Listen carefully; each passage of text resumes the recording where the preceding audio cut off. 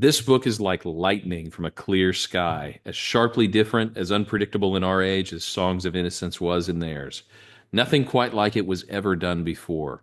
The utterly new achievement of Professor Tolkien is that he carries a comparable sense of reality unaided. Probably no book yet written in the world is quite such a radical instance of what its author has elsewhere called subcreation. Here are beauties which pierce like swords or burn like cold iron. Here is a book that will break your heart. They will know that this is good news, news beyond hope. These are the great words of C.S. Lewis reviewing his friend J.R.R. Tolkien's first book of The Lord of the Rings, The Fellowship of the Ring. And that's a great endorsement, isn't it? It really is. We talked in our last episode how Tolkien himself said that C.S. Lewis was the one who believed that these stories that he was doing could be more than just a hobby. And I think you see here in this review C.S. Lewis's enthusiastic endorsement of this whole endeavor. Well, from where we sit in hindsight, this endeavor is one of the greatest selling franchises of all time. And that's True. uh, not something that was guaranteed at this point in history, but as we see it, this was a triumph. So we are wrapping up our Tolkien series. This is the So We Speak podcast with Cole Fakes. I'm joined by Terry Fakes. This is episode 4 of J.R.R. Tolkien and his life and writings. And we've been tracing his life, and we did it a little bit differently this time than we did with Lewis. We've been tracing the themes of his life in his books because they are Hmm. so intertwined. And we've talked about evil, the moral universe, the ring.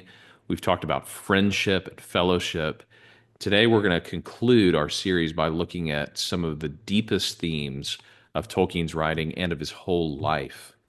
And I want to pick up where we left off with Tolkien's life. He's landed this professorship, the Rawlinson and Bosworth Professorship of English Literature Language at Oxford in 1925. And he's going to stay there until he retires later in 1959. He's going to transition between colleges at one point in 1945. But essentially, he's going to spend his whole working career at Oxford. He's going to write his books, give lectures. He's going to end up traveling. He will achieve some renown in his life. In fact, this is something he really didn't like was the fact that he was getting so much acclaim and criticism, fan letters, and Hmm. all of this during his life. He just wanted to be left to himself to do his studying and writing. But even in his own lifetime, he was relatively famous. And what happened was he famously is grading papers, and a phrase jumps into his head: "In a hole in the ground lived a hobbit." And he writes it down on the back of a term paper that he's grading. And that, of course, becomes the opening line of The Hobbit. He's working on The Hobbit. He's got ideas about the universe that The Hobbit is in from the time he's a teenager. He's working on The Hobbit, and it's done. He's showed it and told it to his kids. A few friends know about it, and a publisher ends up discovering it. And in 1937, he publishes The Hobbit, and it is a hit. Now, it is still geared kind of as a children or a young adults book, but a lot of adults are reading it, really Hmm. liking it, so much so that the publisher, Allen and Unwin, demand a sequel. And for Tolkien, this is easier said than done. He Very much wants to so. do a sequel. He has a lot of ideas for a sequel, but he's Hmm. a bit troubled as to how to go about a sequel to this book. That's really true. In fact, you can tell that because as we're talking about The Hobbit in 1937, it won't be for 17 more years before the first Lord of the Ring book is released. So, I mean, you do get a sense of his struggling. He's also slow. He's never on time with this. And it's not because he's lazy. I just think his interests are so wide. This is a little off the subject, but you and I got to see the Tolkien exhibit at the Bodleian in Oxford a few years ago when we were there together. And I think you bought for me maybe Christmas of that year. It is the big coffee table book, but it really is the record of the exhibit. I mean, it's a big, thick book and it's got great pictures in it. And a lot of it are his writings, plot notes, that kind of thing. And you would think, like you and I both have like a notebook, and we just write down ideas and thoughts and stuff in a notebook. He wrote on whatever piece of paper was handy at the moment. How he ever kept that stuff together. He'll write on the back of term papers. He would write on just plain old lined paper turned sideways. I mean, his work habits had to have contributed negatively to his output, but his mind was very fertile. But Yes. you're right. He had a really hard time trying to figure out where do you go from here with The Hobbit. Yeah, you can see the struggle in things that he wrote outside of the Lord of the Rings. When Christopher Tolkien, who's his son, decided that he would take over as the literary heir, that he would Hmm. publish his father's works. And in fact, just a note for Christopher Tolkien here, I don't think J.R.R. Tolkien would be nearly as big as he is today or as well read if it weren't for the enduring labors of his son, putting his Right. unpublished manuscripts out, obviously his estate working with Peter Jackson to do the movies, and all of this Hmm. was the tireless work of his son Christopher, who was as much a father of the Lord of the Rings outside of the Lord of the Rings book. You know, if you think Uh-huh. the unpublished stories, the Silmarillion, all of that is the work of Christopher Tolkien. So he's as much a father of the world of the Lord of the Rings of Middle Earth as Tolkien was in terms of his influence and in terms of his effect. And you get the sense that this was a difficult project because there is so much of it out there that wasn't published. Hmm. Tolkien was a perfectionist. He wanted everything to be finished. And the problem with writing and really any art is it's never finished. There's Right. no true perfection. You can get something and it seems perfect to people that are hearing it or that are seeing it or whatever kind of medium it is. But to the artist, it's always incomplete. And Tolkien writes a story, a short story called Leaf by Niggle, which Hmm. talks about the artist. This essay basically portrays the struggle of the artist to complete a painting, and he can never really complete it, and then it gets damaged. And this is kind of Tolkien writing out his own frustrations in Hmm. finishing his writings. So, as you mentioned, he's teaching, he's living, he's writing for a very long time on this sequel. He lives through World War II, where interestingly enough, during World War II, everybody is serving in some capacity or another. Tolkien offers his services as a code breaker, and he goes in to do an interview and a test, and they let him know that his services will not be needed. I don't know if that's necessarily because of his age or because of his prominence. He probably better used somewhere else, but he was Hmm. still willing to serve again in World War II. But that was another break of his labors and of his academic activity. And so it's not until 1954 that finally the first two books of the Lord of the Rings, The Fellowship of the Ring and The Two Towers, are published. And then in October of the following year, in 1955, The Return of the King is released. Interestingly enough, the Lord of the Rings as a whole has mixed reviews when it comes out. And Hmm. some of this, I guess, is predictable. Some of the reviewers are just too snooty for the Lord of the Rings. They consider it childish. Fantasy really wasn't a genre at that point Right. in the same way it is today. Of course, today you've got this whole burgeoning genre of fantasy writers, young adults, things that are going to be made into movies. But a lot of that is due to Tolkien. At the time, of course, there were other fantasies, but there wasn't like the demand, the built-out demand for fantasy. I think people had a hard time figuring out who is this book for. Hmm. You get some English reviewers who, in hindsight, just look completely silly talking about nobody's ever going to care about this. It's so childish and whimsical and it's not serious. But you have a few people who are saying, this is a classic. This is an Hmm. amazing book. Auden is one of those, the famous poet, who says this is a tremendous work. Of course, Lewis may be a bit biased because of their friendship, but says that it's a wonderful work that everyone should read.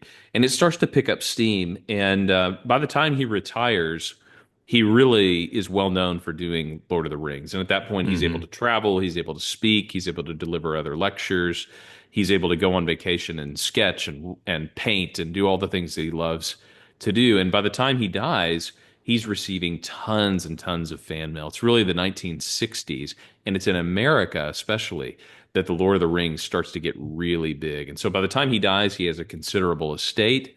Hmm. He works out a plan to sell his manuscripts and writings to the Bodleian at Oxford, which is where we saw the collection. In fact, when they opened that collection, there were tons of things, dozens of manuscripts and artifacts of his that nobody had ever seen before. It was just Hmm. amazing. But he gave all of his stuff to Oxford. His son is putting out his works, and today he is more popular than he ever has been in Right. history. His the Lord of the Rings, the Hobbit, the franchises, the movies, the new Amazon series. I mean, Tolkien stock is as high as it's ever been. And it's amazing to look in hindsight. I don't think Tolkien ever would have expected that. Right. Yeah, I mean, as you said, he thought of himself as a simple scholar. Uh, he was interested in words, interested in languages, and would have been perfectly happy to be left alone to create his worlds. I think it was the Inklings. I think it was the urging of C.S. Lewis that forced him to kind of come out of that little cocoon and realize, no, you really need to write this down and hone it because other people will be lifted up by it, will be encouraged by it. So I don't think he ever had that vision until maybe C.S. Lewis and some of the other Inklings encouraging him to do it. Yeah, as far as the Inklings go, he's probably the least prolific in terms of his Hmm. writing output. I mean, Lewis wrote much more. Much You more. know, Lord of the Rings is long, Right. but Lewis wrote much more, published a lot more. Barfield, Williams, some of these others. Hmm. But Tolkien, in the end, is definitely the most popular and best sold of these, even more than C.S. Lewis. You know, when you think about The Hobbit, before we get into Lord of the Rings, The Hobbit has one of the great themes of The Hobbit is the idea of home. You know, it starts in the Shire, ends in the Shire. And as you pointed out in the notes for our podcast, that the original title was There and Back Again. Hmm. And if you think about it, we talked about the quest aspect of it, but beyond the quest, you also have the homecoming idea, the adventure, the the danger, and then the safe return home. And there has to have been something in that that really resonated with just the average person. Hmm. I think Tolkien wrote about the fact that he always identified with the hobbits. I mean, he is very Hmm. hobbit-like, except in his classic self-deprecating way. He said the major characteristic that all my characters have that I don't is courage. But Yeah. he considered himself to be like a hobbit. He loved home. He loved his things. That in concerning hobbits at the beginning of the Lord of the Rings, you get a description of the hobbits, and in there he talks about they love to tell stories that they've told a million times before about their ancestors. They love um, this was before the age of 23andMe, but they love their ancestry and their Ancestry. Yeah. genealogies and things. They love all of that. I think there's a line in there I always think about with hobbits where it says they love to read books about things that they already know. I mean, they're just these homely Uh-huh. little creatures. And I think for Tolkien, that is his vision of the good life is a Hmm. great home with people you love, with things that you know and things that you like and everything in its place in a hole in the ground. I mean, that's what he loved. And that theme runs through all of his writings that people are looking for a home. And the hobbits want to get back home. At the end of the day, they're out on this quest, but they don't want to go take over and live in Minas Tirith or something like Right. that. They just want to get home again to the Shire, to Hobbiton, back to their routine, back to the things that they were doing. You know, at the end of the Lord of the Rings, you think that it would end when they destroy the ring. That'd be it. That you have the ring Right. destroyed, Aragorn is crowned king, everything is right in the world, and then you realize there's like 60 pages left in this book. So they come back to the Shire, and Sam decides that he wants to run for mayor. So he runs for mayor. He wins. He serves 7 consecutive 7-year terms as mayor of the Shire. He's mayor for 49 years, which is a nod to an underlying theme here, which is the biblical theme of home. I don't think it's a Hmm. coincidence at all. As smart as Tolkien was and as well read, I don't think it's a coincidence at all that Sam comes back home and serves a Jubilee term as Right. mayor of the Shire. I don't know. Is that reading too much into it? What do you think? No, oh, I don't think so. I think you're absolutely right. I think if you think about the Jubilee year in the Old Testament, and it was kind of a pinnacle of freedom and joy and feasting and that cycle of seven sevens, it was a high point, and I think that's how he wants to end the book is on this kind of a high point of prosperity. It's the ultimate in peace and prosperity. Yeah, and the Jubilee cycle in the Bible, is a theme of rest. So at the end of the Hmm. creation week, you have God resting on the seventh day.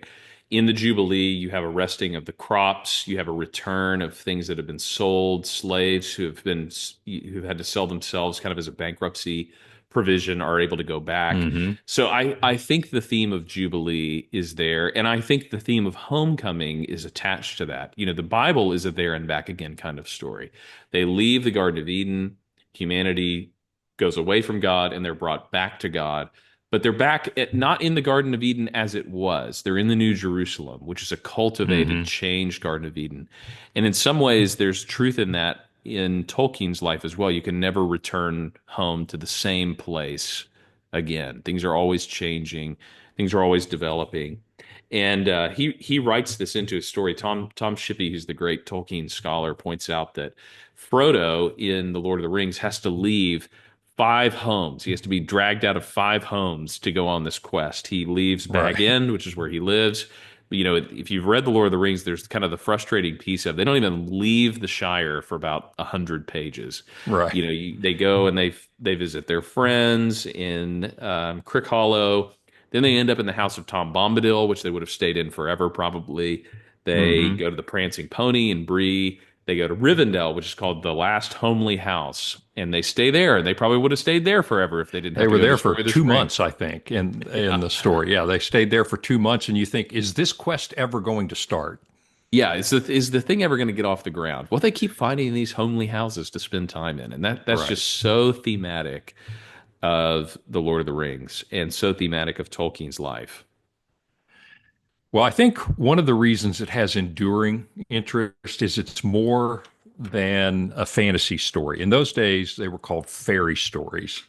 And you and I both have read an essay that Tolkien did back in 1947 called On Fairy Stories.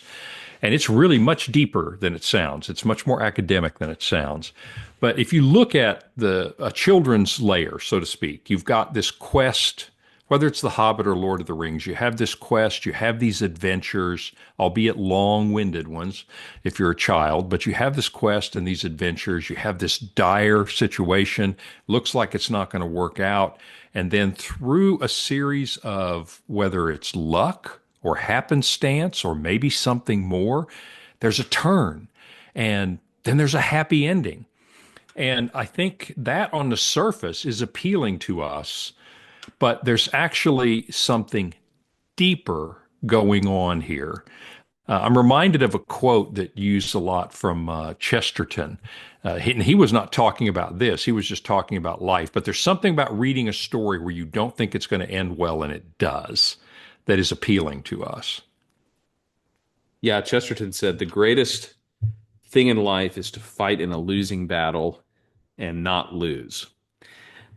And Yeah, there's a lot of truth in that. there To really think is. that there's a turn, like you mentioned earlier, there's a surprise, there's something fated or luck, that comes into the story at just the right moment. This is the central theme, I think, for Tolkien. He writes in a letter to his son Christopher, he writes, all of a sudden, I realized what it was, the very thing that I have been trying to write about and to explain.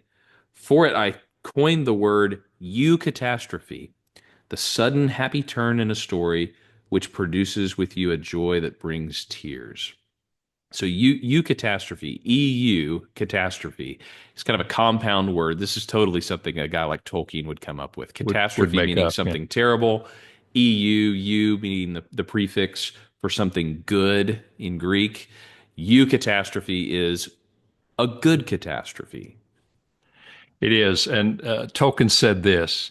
He said, "It is the mark of a good fairy story, of the higher or more complete kind, that however wild its events, however fantastic or terrible the adventures, it can give to either a child or a man that hears it. When the turn comes, it gives you a catch of the breath, a beat and a lifting of the heart, near to tears, as keen as that given by any form of literary art, and having a peculiar quality. Something about that turn, that eucatastrophe, that unexpected event that turns the whole story resonates deeply inside of people. And I think he's pointing out that is what these fairy stories, these fantasy stories, that's why they catch us so and they captivate us so. It's the way we wish the world would be or could be. But I think Tolkien goes even further than that because he's trying to do more than just have a consistent fantasy story. He also talks about that if, as long as your story is consistent, he's just talking about fantasy stories in general. As long as your story is consistent, it can have that quality. He says, but there's a deeper kind of story that has what he called the inner consistency of reality. And that's where you're reading a story like The Lord of the Rings, and you see all the drama and all the adventures, and you see the turn, and it hits you as more than just a story. There's something subtle nagging at you that maybe this is the way reality really is. And I think that, to me, Cole, is what makes Lord of the Rings so enduringly popular and makes it more than a children's story. Yeah, this is something we talked about in Lewis's work as well. Great fiction becomes a lens to see the real world. Lewis was in search of reality, not Hmm. escapism or telling a story that's wonderful and fantastic but could never happen. The point of these stories is to tell us something about the world that we live in, to tell us something that's actually true. And this is Tolkien. He is trying to show us what's real about the universe. And in Tolkien, you see that what's real about the universe is what's real theologically. He Hmm. talks about eucatastrophe in human history is the incarnation, that Right. Jesus is born in an obscure town. He comes as a baby. It's very similar to what he's saying in The Lord of the Rings, that the most unlikely person imaginable finds the ring, a hobbit. Right. Well, Bethlehem, Nazareth, even Jerusalem in the big scheme of human history are the most unlikely little places. And a Right. baby Jewish boy grows up in a carpenter's home is a very unlikely person to save the world. Very similar to what Tolkien is trying to show us in his Hmm. writings. Yeah, I think that's exactly right. In fact, this is something I don't know if we've talked about this, maybe perhaps earlier in this or of C.S. Lewis, but the idea of myth. Tolkien, and I think Lewis as well, correct me if I'm wrong here, thought of the Christian story also as myth, but true myth. I mean, can you expand on that a little bit? Because when I first heard it, I thought, I know they're Christians, they believe it's true, and yet they see it in mythical terms, Mhm. but it's the true myth. Yeah, this is the key to Lewis's conversion that we discussed. Hmm. He's on this walk. He's talking with Tolkien and Dyson, and they're explaining to Lewis that all these things that you love in these myths, all these deep, resonant themes and characters, these archetypes are pointing to something deeper than the stories themselves. The reason that people tell these stories is because there's something true about them. So they don't mean myth as in a made up fairy tale. They mean myth Right. as capturing something essential about humanity and the world that we live in. And of course, Lewis describes his conversion in these terms that he realizes from his conversation with them and from his studies that Christianity is the true myth. It is the explanation that gives the meaning that he had seen in fragments in all these other stories. He sees that what they were grasping at was the truth of the Christian story, which is the true myth. It is the true archetype. It is the one that captures everything. And you see examples of this in Tolkien's writings. There are a lot of little eucatastrophes in the book. I think about the eagles who come in and save Right. the characters at certain points. Gandalf, when he's up at the top of Saruman's tower, he's he escapes from the eagles. Frodo and Sam escape from Mount Doom on the eagles. They're a miniature eucatastrophe. Even the destruction of the ring is kind of an Hmm. amazing turn of events. It looks like they've gone all this way. They've got to Mount Doom. They're going to destroy the ring. But then Gollum takes the ring from Frodo. Right. That And we're back right to where we there, started. Yeah. yeah, he's got it again. This has actually happened before. You had Isildur go to Mount Doom, and then he decided he didn't want to throw it in. And Frodo decides he doesn't want to throw it in. You think all is lost. And then in his glee, Gollum slips and falls into Mount Doom, and he's destroyed with the ring. It's a little turn. It's a eucatastrophe. The resurrection, of course, is the great eucatastrophe in salvation history, and it's just like that. Oh, it looked like he was going to die. Everything is for loss. What happened? He was Right. crucified. He's buried, and then on the third day he rises. The big turn, the big eucatastrophe. I think one of the greatest lines in all of the Lord of the Rings talks about this very concept. And this is after the ring is destroyed and they come back to Rivendell. Sam wakes up and it says Sam lays back and stares with open mouth. And for a moment, between bewilderment and great joy, he could not answer. At last, he gasps, Gandalf, I thought you were dead. But then I thought I was dead myself. Is everything sad going to come untrue? What's happened to the world? It fell upon his ears like an echo of all the joys he had ever known. But he Mm. himself burst into tears. Then, as a sweet rain will pass down a wind of spring, and the sun will shine out the clearer, his tears ceased, and his laughter welled up. And laughing, he sprang from his bed. And when Sam heard that he laughed aloud for sheer delight, and he stood up and cried, "Oh, great glory and splendor! And all my wishes have come true." And then he wept. Yeah. It's a great scene of eucatastrophe. He wakes up, he doesn't even know where he is. He thought he's died. He thought Gandalf was dead, and he realizes all the sad things are coming untrue. That is one of the great phrases of the entire book. Is everything sad going to come untrue? And as Christians, you think about that. And when we think about heaven, we think about, N.T. Wright likes to say it this way, that God will set everything right. But maybe an even better, more poignant way to say it is everything sad will come untrue. Hmm. It is really pretty glorious.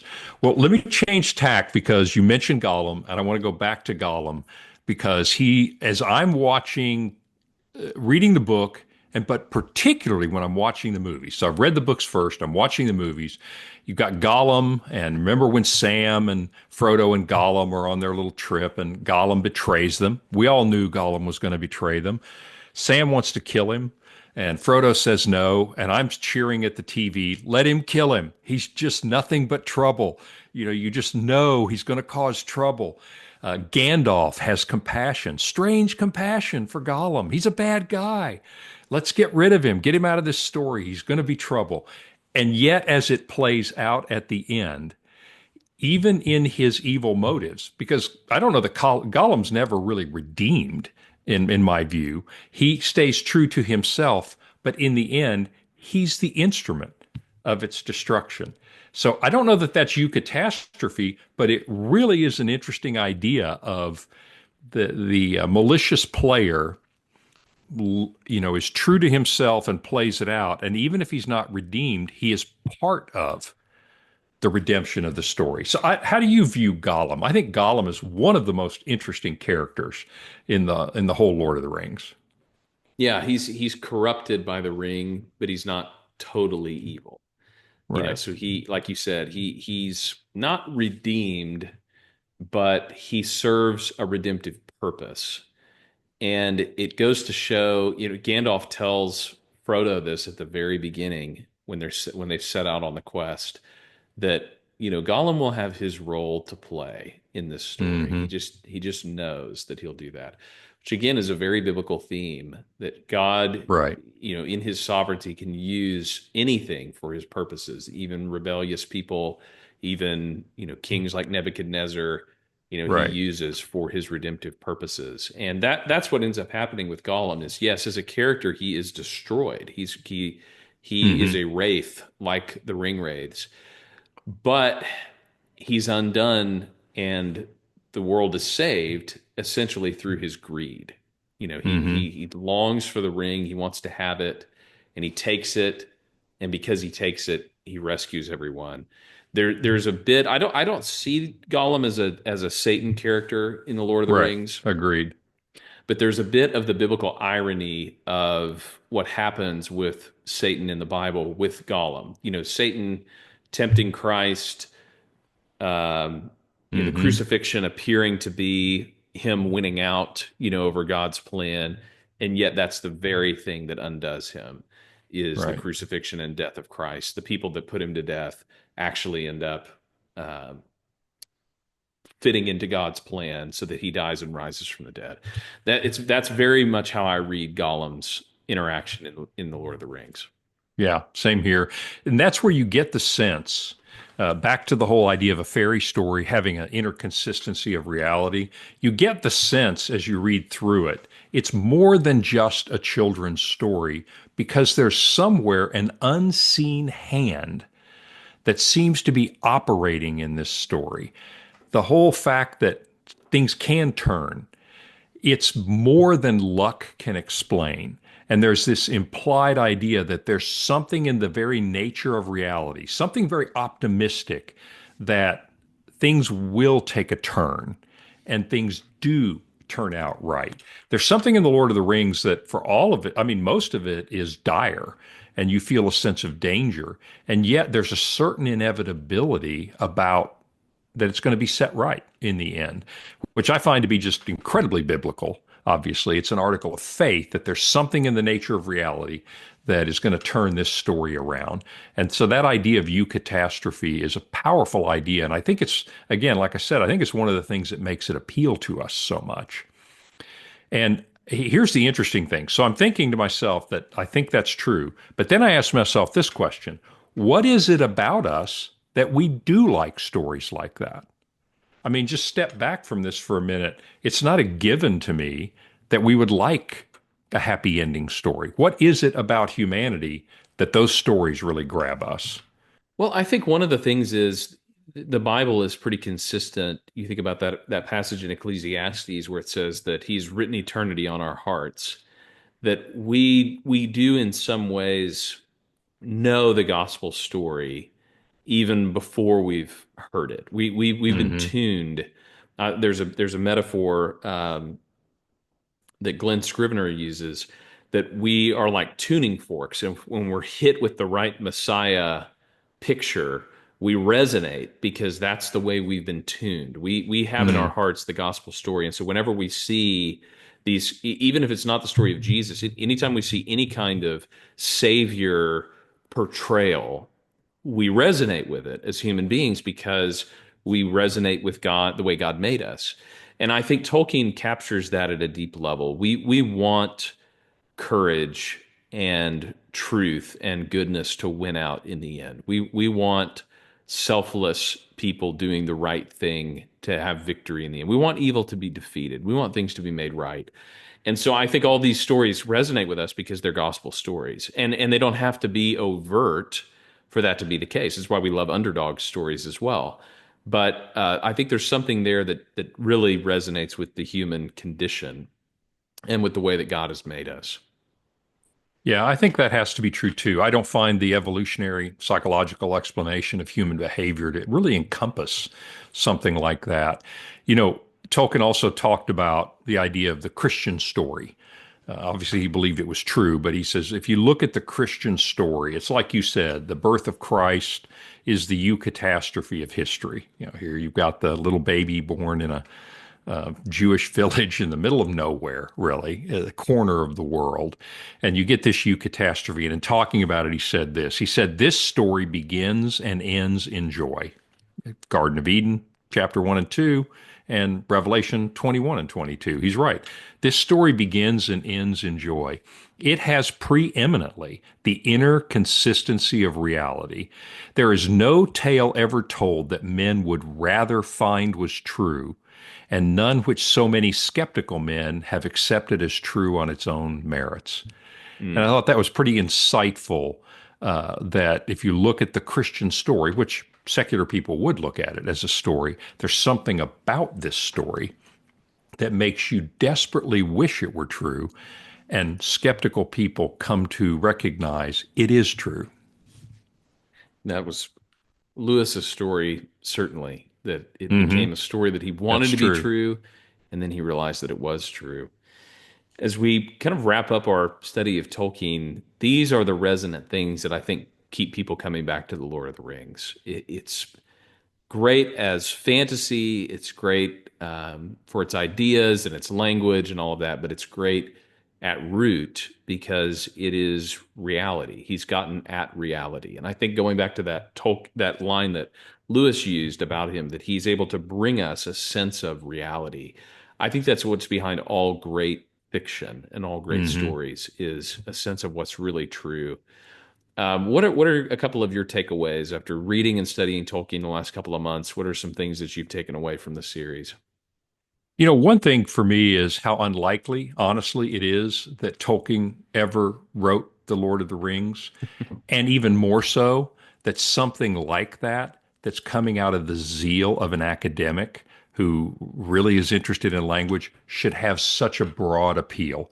I find that story to be a little bit Hmm. unlikely, and it makes me happy that that's the case. It also encourages me that I don't want to be trite, but Tolkien wasn't pursuing fame. He was just doing what he loved. And he would have been okay if he were never famous. And I'm not Hmm. sure, Cole, that's not a good prescription for all of us. Yeah, you have to think how many best-selling fiction books have been written by professors.